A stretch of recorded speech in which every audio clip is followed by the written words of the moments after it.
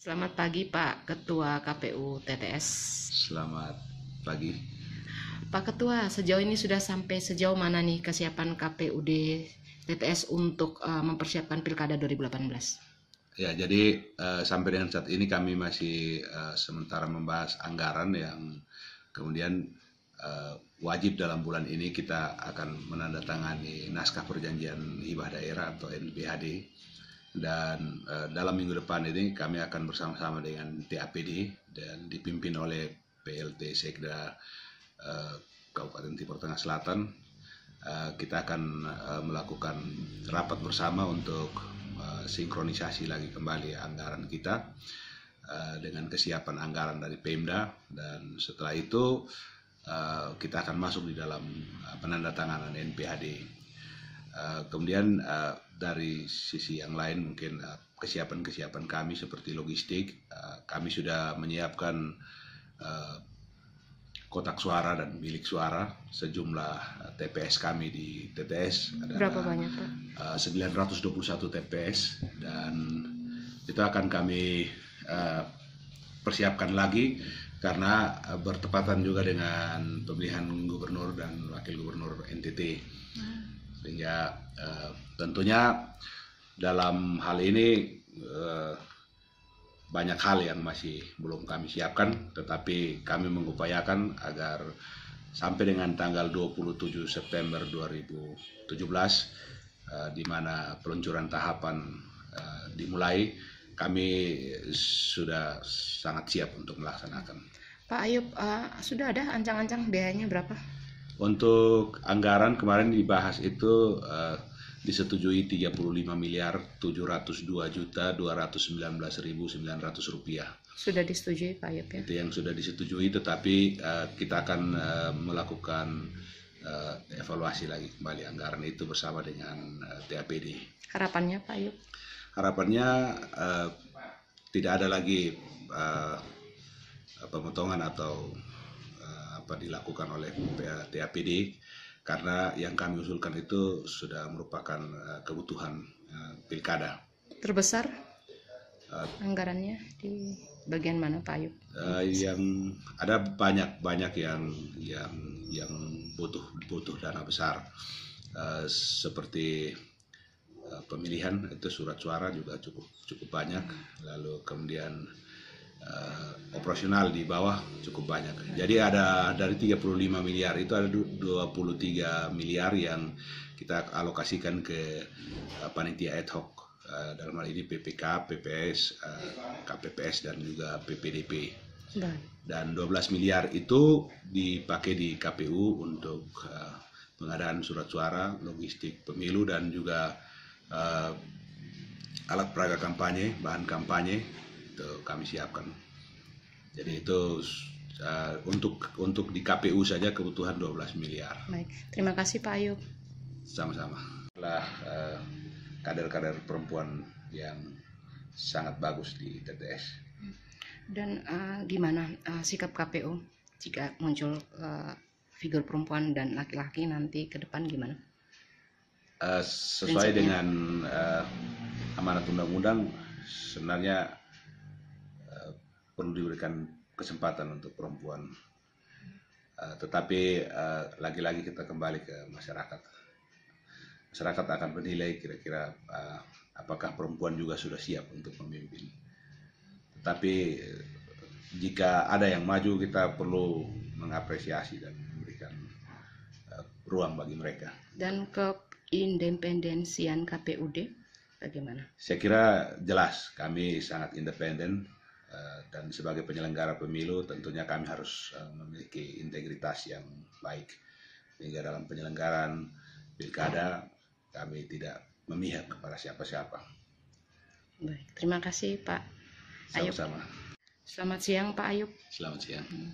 Pak Ayub, soal KPUD sendiri 5 tahun lalu berapa banyak nih calon perempuan yang masuk dalam bursa pilkada yang 5 tahun lalu Pak? Kalau 5 tahun lalu cuma satu orang.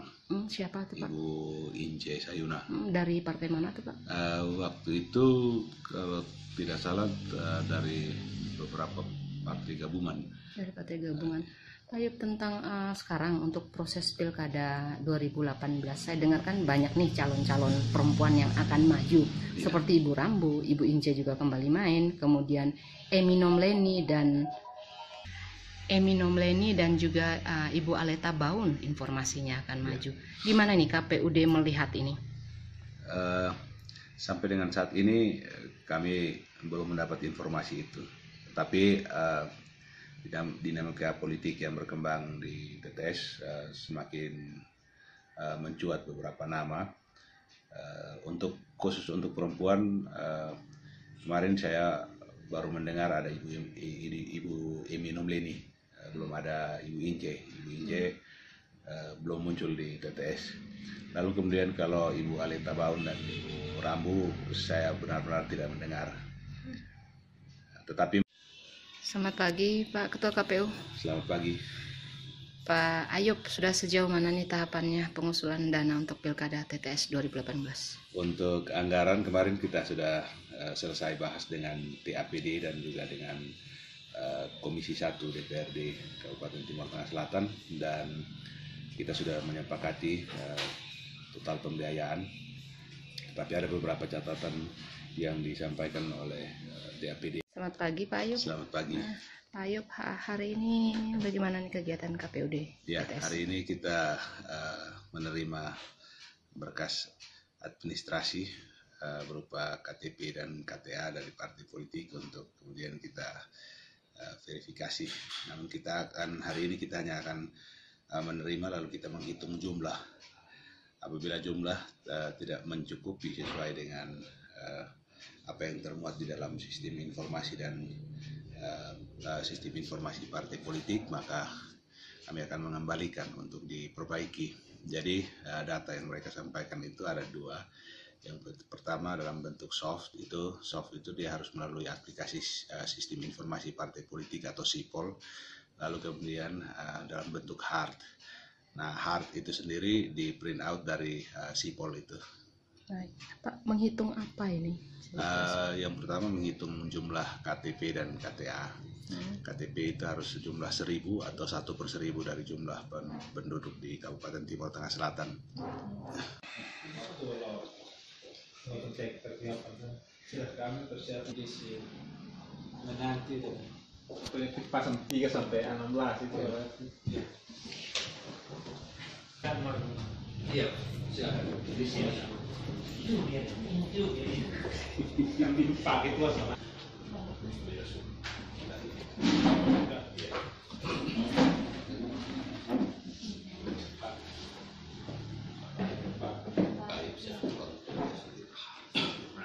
Kan Pak Jupi ada saat itu.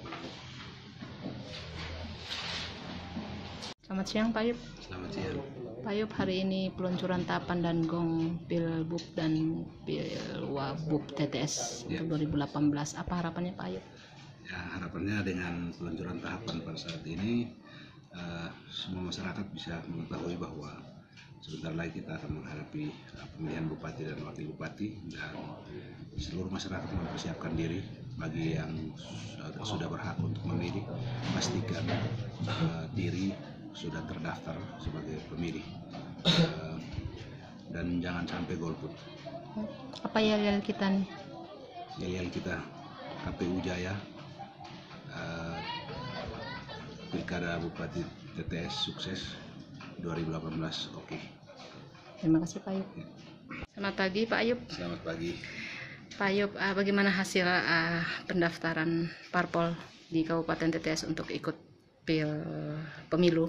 Ya, untuk pendaftaran parpol kemarin dari 19 parpol yang terdaftar di Kesbangpol, ada sejumlah 16 parpol yang mendaftar ke KPU, 3 parpol yang lain tidak mendaftar. 3 parpolnya? 3 parpolnya itu Partai Garuda, kemudian Partai PDS, dan yang satu lagi itu Partai PPB. Apa mereka Satu Bangsa. di sini tidak ada atau bagaimana?